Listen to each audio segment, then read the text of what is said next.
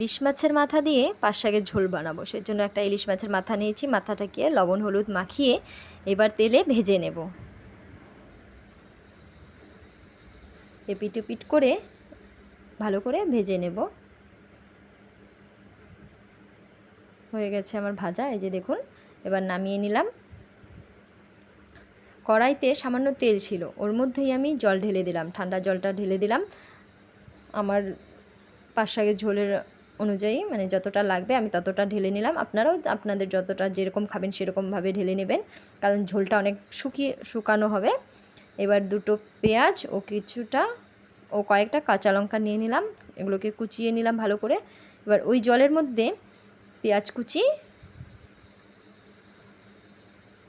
ও চেরা কাঁচা লঙ্কাগুলোকে দিয়ে দিব।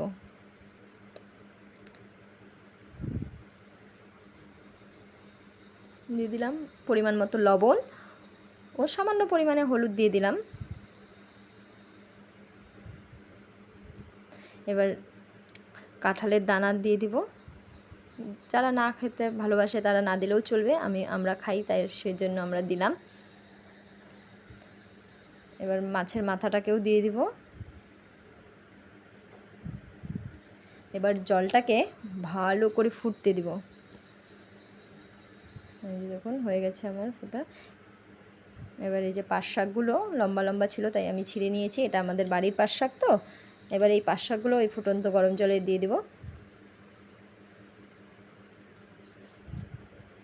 দিয়ে দিলাম।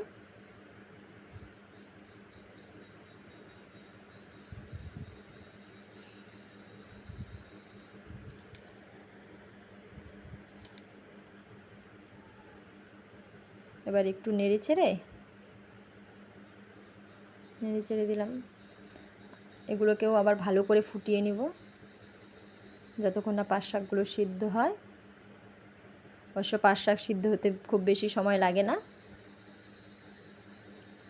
আমার মা শাশুড়ি মারা বলেছে যে পাট শাক একটু কাঁচা থাকলেও কোনো ব্যাপার না, খেতে বলে ভালো লাগে ওনাদের। ঠিক আছে, আমি তবুও ভালো করে ফুটিয়ে নিলাম। এবার নামিয়ে নিব। যে নামিয়েছি, আবার একটা কড়াই বসিয়ে দিলাম। কড়াইয়ের মধ্যে পরিমাণ মতো সর্ষের তেল দিলাম, দিয়ে তেলটাকে ভালো গরম হতে দিয়ে ওর মধ্যে কয়েকটা শুকনো লঙ্কা ছেড়ে দিলাম।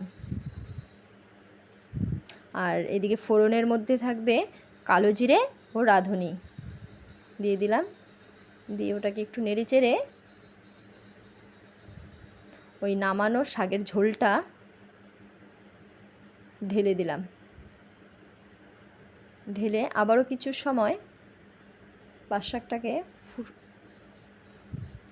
ফুটিয়ে নিব। যে আবারও ভালো করে ফুটিয়ে নিব।